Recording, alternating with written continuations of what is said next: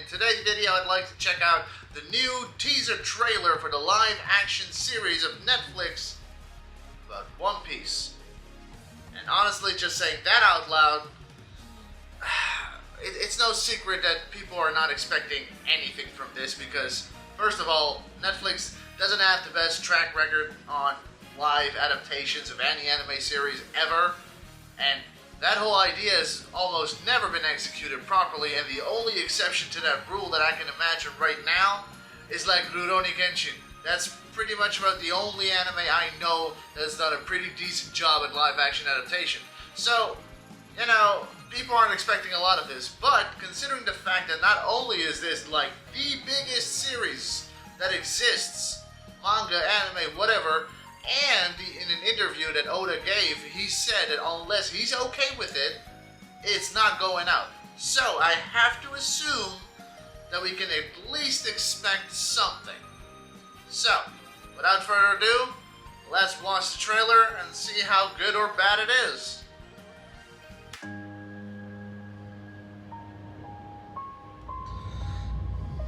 Ever since I was a kid, the sea's been calling. Scar. So, I'm setting out to follow my dreams. I'm gonna be king of the pirates. All I need is a loyal crew. And I think together we'd make a pretty good team. We're heading up to the Grand Line. A treacherous stretch of ocean with bigger islands and Oh, bigger pirates. Hey, the CGI looking pretty clean. Holy. I'm sensing a little bit of tension amongst the crew. Not a crew. Hey, yo. We haven't sailed together Buggy for be very looking long, weird as but I know we've got each other's backs.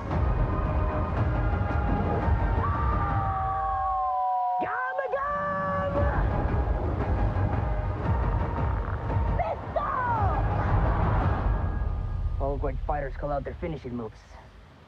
No, they don't. Not sure about that one. CGI looking clean. Okay, I'm pretty sure they're putting enough budget into this to make it look nice. But first of all, Jesus, Buggy be looking scary. Okay, like fucking it. Scary. Like maybe that's a good thing. I don't know, but he was always supposed to be a pretty goofy ass character, and now he's looking like a horror character. But maybe that's a good thing. I want to give this a shot either way because, of course, I have to. I can't assume it's going to be bad without truly trying it out. So I will. I guarantee, right here, right now, I'll watch the whole first season, regardless of how good or bad it becomes. And I'll probably give my thoughts about it right here on this channel. If you want to see that, you know, hit that fucking subscribe button if you haven't already, and hit the little bell with the notification so you know when it's up. Now, as far as casting goes, it looks pretty decent, right? Like, because that was always supposed to be the plan that Oda had. You know, every crew member was supposed to be from a different country, from a different nationality, so you have like a complete bag of random characters, not just like very one-minded, if you know what I mean. I'm just worried about how much of the material are they gonna, first of all, stay true to, because it already felt like Luffy was just finding the ship. You know what I mean? Like the Going Merry, as if it was just there, or like, dude, it did not look like what the anime and the manga did. You know, where it happened after recruiting Usopp. I'm just saying.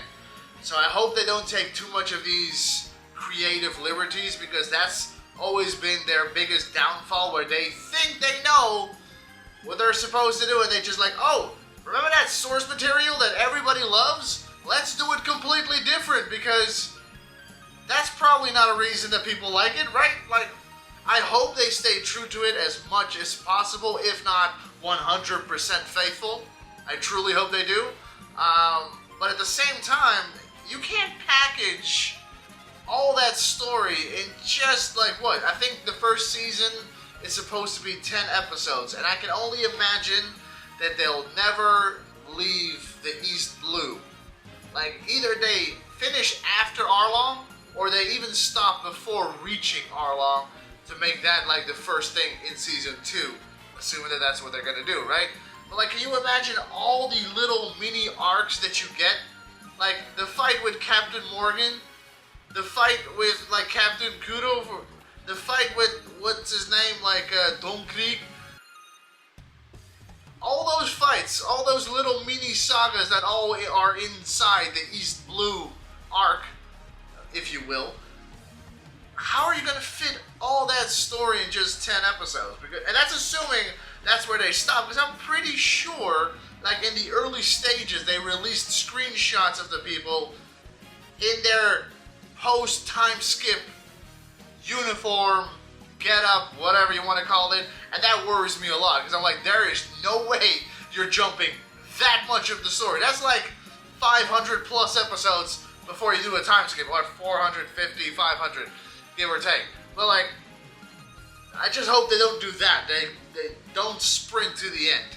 Like, if there's ever been one thing about One Piece, it's about the journey. If you do not enjoy the journey, then stop. Don't even bother doing it if you're not prepared to bring everything to life properly, because you're just going to take away the magic that is One Piece. That being said, if there was ever a thing you can say about this series, for better or worse, the One Piece is real.